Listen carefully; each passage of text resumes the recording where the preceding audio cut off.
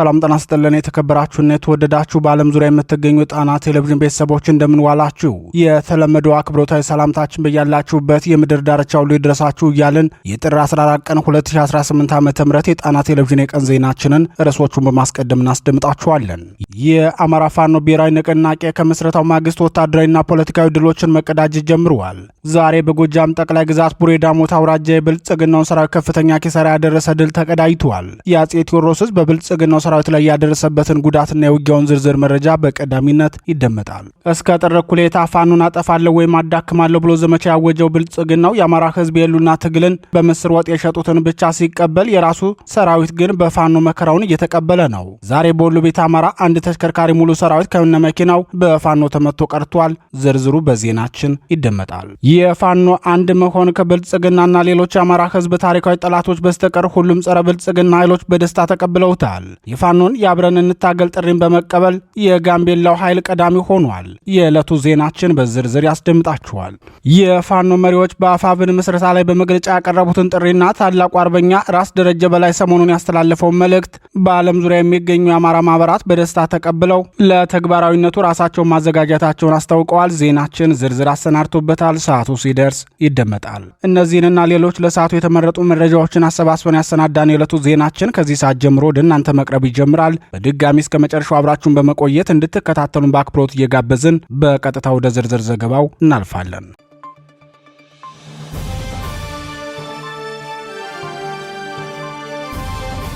ፋኖ ቡሬ ላይ ታላቅ ድል ተቀዳጀ።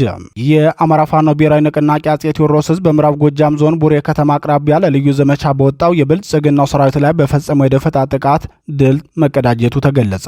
የብልጽግናው ሰራዊት መሽጎበት ከሚገኘው ቡሬ ከተማ ተነስቶ በሶስት አቅጣጫ ወደ ፋኖ እያቀና በነበረበት ሰዓት በተፈጸመው የደፈጣ ጥቃት በርካታ ኃይሉ ሙትና ቁስለኛ መሆናቸውን ምንጮች ለጣና ቴሌቪዥን ገልጸዋል። ፋኖ በግዳጅ ቀጠና በነበረበት ወቅት ለማፈን አልሞ እንቅስቃሴ ያደረገ የብልጽግናው ሰራዊት በቡሬ ከተማ ዙሪያ ሰርተከዝ ቀበሌ ድረስ ተጉዞ ጥቃት ለመክፈት ባደረገው ሙከራ ፋኖ የተጠና ያጸፋ መልስ በመስጠቱ መቋቋም ተስኖት ወደ ኋላ አፈግፍጎ እንደነበር የገለጹት ምንጮች በሌላ አቅጣጫ ኃይሉን አስጠግቶ በፋኖ ላይ ከበባ መፈጸሙን ጨምረው ተናግረዋል። ከበባውን ለመስበር መደበኛ የጨበጣ ውጊያ ያደረገው ፋኖ በዚህ የእጅ ለእጅ ትንቅንቅ በርካታ የብልጽግናውን ሰራዊት እርምጃ ወስዶ ነጻ ቀጠና በመፍጠርና ለከበባ የመጣውን ኃይል መልሶ በመክበብ ብርቱ ምት አሳርፎበታል ብለዋል። ፋኖ የብልጽግናውን ሰራዊት እንቅስቃሴ በተቀናጀ መረጃ በመከታተል የደፈጣ ጥቃት ከማድረሱ በተጨማሪ የተበታተነው የብልጽግናው ሰራዊት በሌላ የማጥቃት ዘዴ ድንገተኛ ከባብ ቢፈጽምም ፋኖ በቅጽበት በወሰደው እርምጃ ታላቅ ድል ያስመዘገበበትን ተጋድሎ አድርጓል። ከበባውን ተከትሎ በተደረገው ትንቅንቅ የፋኖ አባላት ጭምር ጉዳት ያስተናገዱበትን ለአስጨራሽ ውጊያ መደረጉን የገለጹት ምንጮች በፋኖ ውስጥ ሆነው ለብልጽግናው ሰራዊት መረጃ ሲሰጡ የነበሩና የኦፕሬሽኑ ተባባሪ የሆኑ 3 ግለሰቦች በውጊያ መሃል ወደ ላካቸው ብልጽግና ቢቀላቀሉም በፋኖ ብርቱ ክትትል የሰጣቸውን ተልዕኮ ሳይፈጽሙ እንደተመለሱ ታውቋል። በሰርተከዝ ቀበሌ ለሰዓታት በተደረገው በዚህ አውደ ውጊያ ሙትና ቆስለኛ ከሆነው የብልጽግናው ሰራዊት በተጨማሪ የነፍስ ወከፍ መሳሪያዎችና በርካታ ተተኳሾች በፋኖ እጅ መግባታቸውም ተገልጿል። የአማራ ፋኖ ብሔራዊ ንቅናቄ አጼ ቴዎድሮስ 102ኛ ኮር ከፍተኛ አመራር ለጣና ቴሌቪዥን እንደገለጸው ማህበረሰቡን ለማደራጀትና ለማንቃት የሥራ ስምሪት ወስደው ሲንቀሳቀሱ የነበሩ የፋኖ አባላትን ለማፈን የተንቀሳቀሰው የብልጽግናው ሰራዊት ራሱ ባቀደው ዘመቻ ፋኖ ከፍተኛ የድል ውጤት አስመዝግቦበታል ብሏል። የብልጽግናው ሰራዊት በተለይም በሰርተከዝ ቀበሌ ከዚህ በፊትም ተደጋጋሚ ዘመቻ ማድረጉን የገለጸው የኮር ሚዲያና ኮሚኒኬሽን ክፍል ዛሬም በቀጠናው የተደራጁ የቀበሌ አመራሮችን ለማፈንና ትጥቃቸውን ጠርንፎ ወደ ሚልሻ ካምፕ ለማስገባት አስቦ እንደወጣ የውስጥ ወታደራዊ ምንጮችን ዋቢ አድርጎ ገልጿል። በፋኖ ላይ አፈና ለመፈጸም አቅዱ የወጣው የብልጽግናው ሰራዊት ያልጠበቀው ድንገተኛ ጥቃት ሲከፈትበት ተበታትኖ ወደ መጣበት መመለሱ የተገለጸ ሲሆን በቀበሌው የሚገኙ ንጹሐንን አፍኖ መውሰዱንም ምንጮቻችን ጨምረው ገልጸዋል። በብልጽግናው ሰራዊት ታፍነው ከተወሰዱ ንጹሐን መካከል አንድ የሃይማኖት አባት እንደሚገኙበት የገለጹት የጣና ቴሌቪዥን ምንጮች የአካባቢው ማህበረሰብም የብልጽግናውን ሰራዊት የጭካኔ በትር በተደጋጋሚ በማየቱ በአሁኑ ሰዓት ሁሉም ተደራጅቶ አካባቢውን እየጠበቀ መሆኑን ተናግረዋል። በተለይም የፋኖን የአንድነት ምስረታ አስመልክቶ የአካባቢው ህዝብ ከፍተኛ መነቃቃትን ማሳየቱን ተናግረዋል። ይህ በእንዲህ እንዳለ የአማራ ፋኖ ብሔራዊ ኃይል አጼ ቴዎድሮስ 201ኛ ኮር 54ኛ ክፍለ ጦር በሰዴ ወረዳ ከርኗሬ ከተማና አካባቢው ቀበሌ ህዝብ ጋር ሰፊ ውይይት ማካሄዱን መሆኑን የኮሩ ህዝብ ግንኙነት ክፍል ሀብታሙ የሱፍ ለጣና ቴሌቪዥን ተናግረዋል። ፋኖ ሀብታሙ የሱፍ ስለ ህዝባዊ ውይይቱ በሰጠው መረጃ አክሎም 54ኛ ክፍለ ጦር ከሰዴው ወረዳ ጊዜያዊ መንግስት ጋር ትግሉ ያለበትን ወቅታዊ ቁመናና የአደረጃጀት ስራን አስመልክቶ ተወያይተዋል። በተጨማሪም የቀበሌ ወጣቶች ለትግሉ የሚያደርጉትን ተሳትፎ በተመለከተ የቀበሌ አደረጃጀት፣ የሀገር ሽማግሌ በቀበሌ ማደራጀት፣ ህዝብ ያመነባቸውን አስታራቂ የሀገር ሽማግሌዎችንም አዋቅሯል ብለዋል።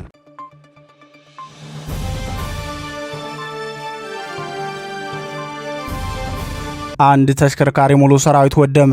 የአማራ ፋኖ ብሔራዊ ንቅናቄ አጼ ምኒልክ ህዝብ በፈጸመው ድንገተኛ ጥቃት በአይነቱ ልዩ ድል ማስመዝገቡ ታውቋል።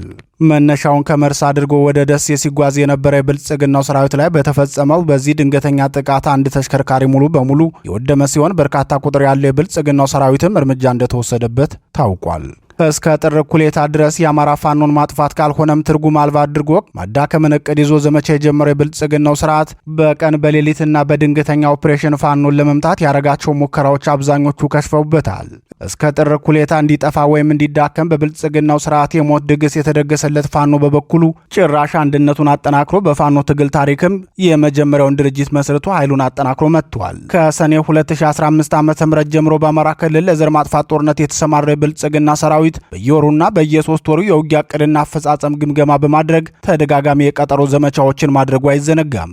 ካልተሳኩት የቀጠሮ ዘመቻዎቹ ትምህርት መውሰድ ያልቻለው የብልጽግናው ሰራዊት ትናንት ምሽት ከሰሜን ወሎ ሀብሩ ወረዳ ተነስቶ ወደ ደቡብ ወሎ ደሴ ለመግባት እንቅስቃሴ ያደረገ ቢሆንም የአማራ ፋኖ ብሔራዊ ንቅናቄ አጼ ምኒልክ ህዝብ በወሰደበት የደፈጣ ጥቃት አንድ ተሽከርካሪ ሙሉ ሰራዊት ወድሞበታል። ከሀብሩ ወረዳ ወርጌሳ መነሻውን አድርጎ በጉዞ ላይ እንደነበር ሙሉ መረጃ የነበረው ፋኖ የመግደያ ቦታን ከያዘ በኋላ የብልጽግናውን ሰራዊት በመጠበቅ ልዩ ስሙ አሌ በሚባል ስፍራ ላይ በተፈጸመበት የደፈጣ ጥቃት ከፍተኛ ወታደራዊ ኪሳራ አስተናግዷል። የብልጽግናው ሰራዊት ከጥቃቱ በኋላ በንጹሃን ላይ ያነጣጠረ ተከታታይ የከባድ መሳሪያ ድብደባ በመፈጸም የጦር ሜዳ ሽንፈቱን በአማራ ህዝብ እልቂት ላይ ለማወራረድ ሞክሯል። በዚህ የክፋት እርምጃውም ከ5 በላይ ንጹሃንን በግፍ በመግደልና በርካታ ንብረት በማውደም የተለመደ የጦር ወንጀል መፈጸሙን የአካባቢው ነዋሪዎች ተናግረዋል። ፋኖ የፈጸመውን ድንገተኛ ጥቃት ተከትሎ ዋናው የፌዴራል መንገድ በሁለቱም አቅጣጫ ለሰዓታት ተዘግቶ እንደነበር የገለጹት የዓይን እማኞች በእነዚህ ሰዓታት ውስጥ ከፍተኛ ትንቅንቅ መደረጉንም ገልጸዋል።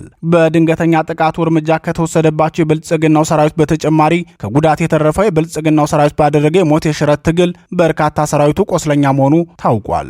የተጠናና የተቀናጀ ጥቃት የከፈተው የአማራ ፋኖ ብሔራዊ ንቅናቄ አጼ ምኒልክ ዕዝ የተሳካ ኦፕሬሽን ከፈጸመ በኋላ ወደ ገዢ ወታደራዊ ቦታዎቹ መመለሱን አስታውቋል። የብልጽግናው ሰራዊት በበኩሉ ሙትና ቆስለኛውን ጭኖ ወደ ሕክምና ተቋማት ማምራቱን የገለጹት የዓይን እማኞች በአካባቢው የሚገኙ ንጹሃን የፋኖ መረጃ ናችሁ በማለት በገፍ አፍሶ እንደወሰዳቸው ጨምረው ገልጸዋል። ከታፈሱት ንጹሃን መካከል ከአዲስ አበባ ወደ መቀሌ ይጓዙ የነበሩ የረጅም ርቀት ተሽከርካሪ ሾፌርና ረዳት እንደሚገኙበት የዓይን እማኞች ጨምረው ገልጸዋል። የአካባቢው ነዋሪዎች ለጣቢያችን እንደገለጹት አሁንም በአካባቢው ከፍተኛ ውጥረት እንደነገሰ ቢሆንም እኩለ ቀን ላይ የተወሰኑ ተሽከርካሪዎች መንቀሳቀስ ጀምረዋል ብለዋል። የአማራ ፋኖ አንድነት መመስረቱን ተከትሎ በከፍተኛ መነቃቃት ውስጥ የሚገኘው የአማራ ፋኖ ከሰሞኑ በብልጽግናው ሰራዊት ላይ ከፍተኛ ኪሳራ እያደረሰ የቀጠለ ሲሆን የብልጽግና የጦር አዛዦች በበኩላቸው በሰራዊታቸው ተስፋ የቆረጡበትን ንግግር ሲያደርጉ ተደምጠዋል።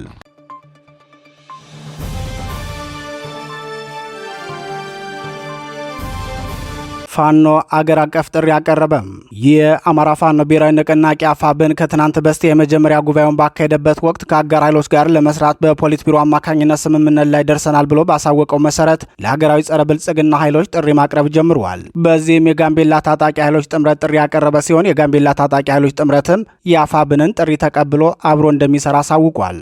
የጋምቤላ ታጣቂ ኃይሎች ጥምረት የአፋብንን ጥሪ መቀበሉን አስመልክቶ መረጃውን ለመገናኛ ብዙሃን ያደረሰ የአማራ ፋኖ ብሔራዊ ንቅናቄ ህዝብ ግንኙነት ክፍል ነው። በጋምቤላ ክልል የሚደረገውን ጸረ ብልጽግና ትግል አስቀድሞም እያካሄደ የነበረው የታጣቂ ኃይሎቹ ጥምረት በክልሉ ከማጃንግ እና ጋምቤላ ከተማ ውጭ የሚገኙ 3 ዞኖችን ተቆጣጥሮ የሚገኝ ኃይል ነው። የአማራ ፋኖ ብሔራዊ ንቅናቄ የህዝብ ግንኙነት ክፍል አክሎም በመላው አገሪቱ የሚገኙ ህዝቦች ጸረ ብልጽግና ትግል ለማድረግ ለጀግናው የአማራ ፋኖ ጥያቄ እያቀረቡ ነው። የአማራ ፋኖ ብሔራዊ ንቅናቄም ጥያቄያቸውን ተቀብሎ አብሮ ለመስራት ተዘጋጅቷል። አዲሱ ትውልድ በኢትዮጵያ ሰማይ ስር ጸረ አማራ የሆኑ የትርክት የኃይል የፖለቲካ አቋሞችን በመቀየር ሁሉም ኃይሎች፣ ሁሉም የፖለቲካ ትግሎች፣ ሁሉም ትርክቶች ጸረ ብልጽግና እንዲሆኑ አድርጓል ሲል ገልጿል። የአማራ ፋኖ ብሔራዊ ንቅናቄ ህዝብ ግንኙነት ክፍል አክሎም ገና የደረሰብንን ውድመት በበቂ ሳናስረዳ፣ ገና ያለንን ሰፊ መልክዓ ምድር ሳንጠቀም፣ ገና ያለንን የተፈጥሮ ሀብት ለትግሉ መዋል ሳንጀምር፣ ገና ሚሊዮን ወጣቶችን ዘመናዊ የጦር መሳሪያ ሳናስታጥቃቸው፣ ገና እውቀታችንንና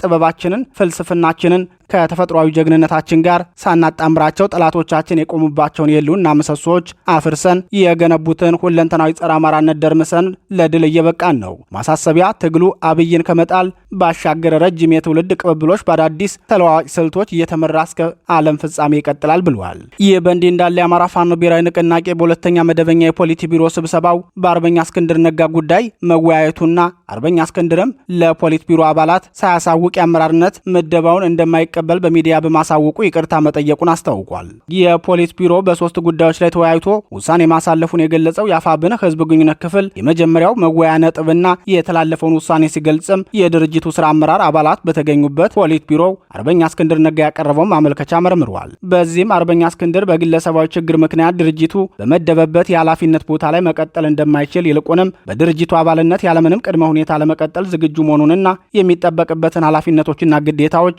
በሙሉ እንደሚፈጽም ጠቅሶ ያቀረበው ጥያቄ በነጻ ፈቃዱና ፍላጎቱ የቀረበ መሆኑን ፖሊት ቢሮ አረጋግጧል። ሆኖም ግን ማመልከቻው ለፖሊት ቢሮ በደረሰበት ቅጽበት ለሚዲያ የወጣበት መንገድ የድርጅቱን አሰራር የሚጥስና ያልተገባ ትኩረት ለማግኘት የተደረገ መሆኑን ፖሊት ቢሮ ገምግሟል። ግለሰቡ ማመልከቻው ከአሰራር ውጭ በሚዲያ በኩል ይፋ መደረጉ ስህተት መሆኑን ላነጋገሩት የፖሊት ቢሮ አባላት አሳውቋል። እንዲሁም የድርጅታችን ምስረታ ይፋ በሆነ ማግስት እጅግ አንገብጋቢ ጉዳዮች እያሉ ይህ ጥያቄ መቅረቡ ጊዜውን የጠበቀ አለመሆኑን አምኖበት በቃል ይቅርታ ጠይቋል። በመሆኑም አሳማኝ ምክንያቶች ካሉም እንኳን ትክክለኛውን ጊዜ መጠበቅ ሲገባው ከሌሎች አስቸኳይ የህልውና አጀንዳ በላይ ይህ ጉዳይ የድርጅቱ የመጀመሪያ አጀንዳ ሆኖ መቅረቡ በፖሊት ቢሮውን ያሳዘነው ቢሆንም ግለሰቡ በአባልነት ብቻ ለመቀጠል ያቀረበውን ማመልከቻ ፖሊት ቢሮ ተቀብሎታል። ፖሊት ቢሮው ለአርበኛ እስክንድር ተሰጥቶ በነበረው ኃላፊነት ቦታ ላይ ሌላ ሰው የሚተካ ይሆናል ብለዋል። ሌሎቹ ሁለት ጉዳዮች ደግሞ በወለጋ የሚንቀሳቀሱትን የፋኖ አደረጃጀቶችና በአማራ የህልውና ትግል ዙሪያ ስለሚዋቀረው አባት አርበኞች አደረጃጀት ጉዳይ መወያየቱን የህዝብ ግንኙነት ክፍሉ ባደረሰን መረጃ አስታውቋል።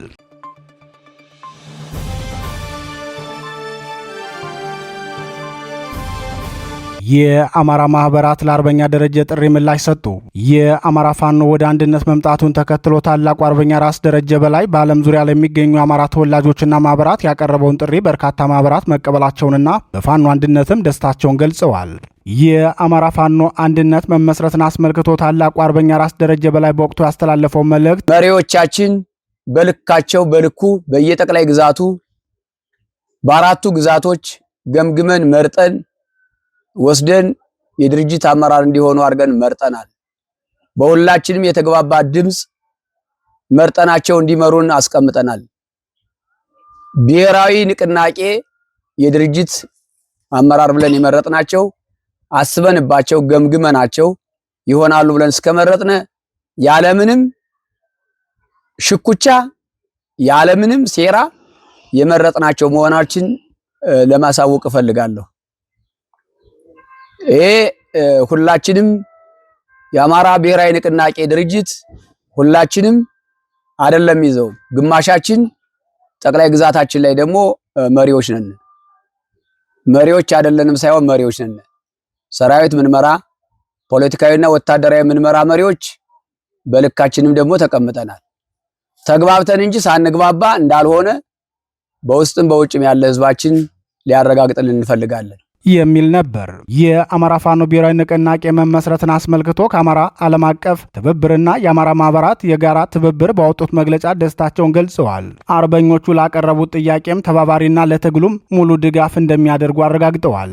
የአማራ ዓለም አቀፍ ትብብር ለጣና ቴሌቪዥን በላከው መግለጫው የፋኖን አንድነትና አንድ አታጋይ ድርጅት እውን ለማድረግ የተሄደበት መንገድ ውጣ ውረድ፣ የተከፈለው መስዋዕትነት የሚጠይቀውን ለአስጨራሽ ትዕግስት፣ ጊዜና ድካም በሚገባ እንገነዘባለን። ለዚህም ልዩነታቸውን አቻችለው ሁሉን አካታች የሆነ ወጥ ድርጅት እንዲመሰረት ላደረጉት የፋኖ መሪዎችና ሂደቱን ለማሳለጥ አርአያነት ያለው ተግባር ላከናወኑ ሽማግሌዎች ያለንን ላቅ ያለ አክብሮትና ምስጋና እናቀርባለን። የብልጽግናው ስርዓት በአማራ ህዝብ ላይ በእብሪት የጀመረው ማንነት ተኮር ስርዓት ስርዓታዊ ጥቃት ለመመከት የአማራ ህዝብን የቀደመ አኩሪ የፋኖነት እሴት መሰረት አድርጎ በሁሉም አካባቢ ያለ መሪ ድርጅት እንደ ሰደድ እሳት የተቀጣጠለው ህዝባዊ ትግል የአማራን ህዝብ ተፈጽሞ መጥፋት ታድጓል ሲል ገልጿል። የአማራ ዓለም አቀፍ ትብብር አክሎም ትግሉን በተቀናጀ መልኩ የሚመራ አንድ ድርጅት ባለመፈጠሩ ምክንያት የአማራን ህዝብ ሙሉ አቅም ለመጠቀም ሳይቻል ቀርቶ የአረመኔው አገዛዝ ዕድሜ እንዲራዘምና ህዝባችን ለተራዘመና መራራ መስዋዕትነት እንዲዳረግ ሆኗል። ጥር 9 ቀን 2018 ዓ.ም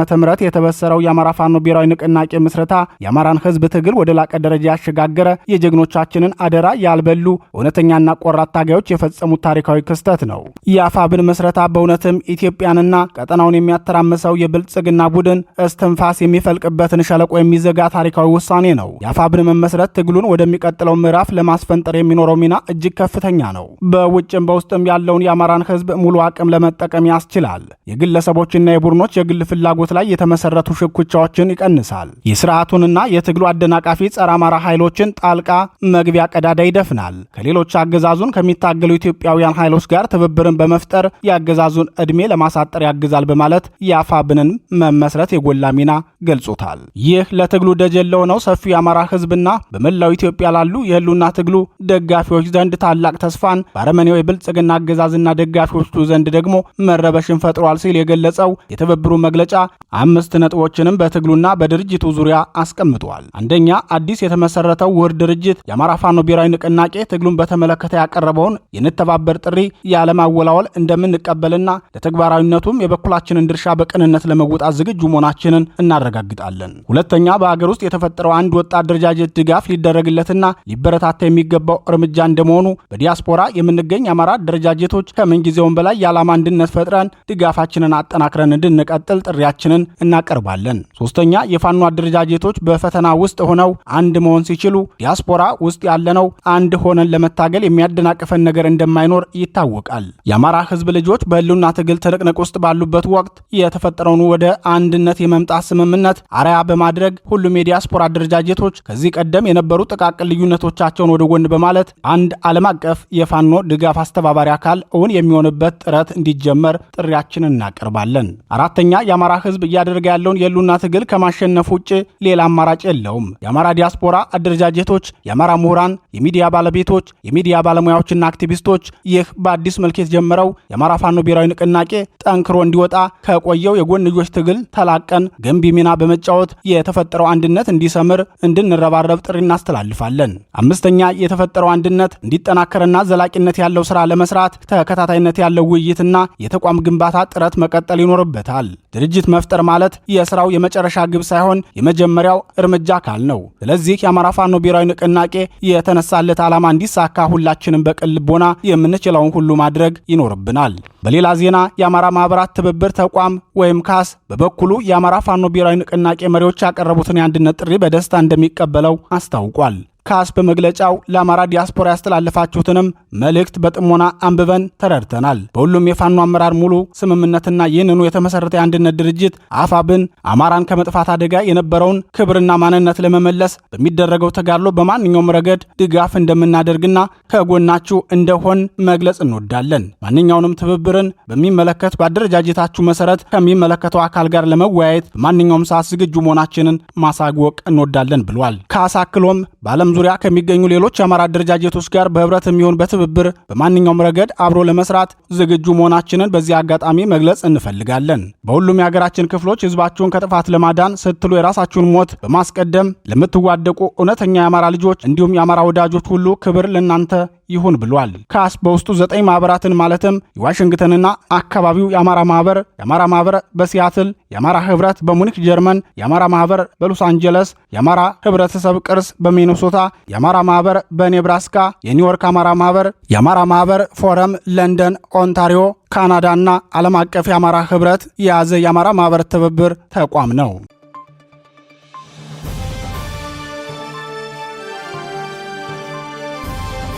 ክቡራትና ክቡራን የጣና ቴሌቪዥን አድማጭ ተመልካቾቻችን የቀን ዜናችን የተከታተላችሁትን ይመስል ነበር። በምሽቱ የዜና ወጃችን እስከምንገናኝ በዚሁ ተሰናበትን። ጤና ይስጥልን።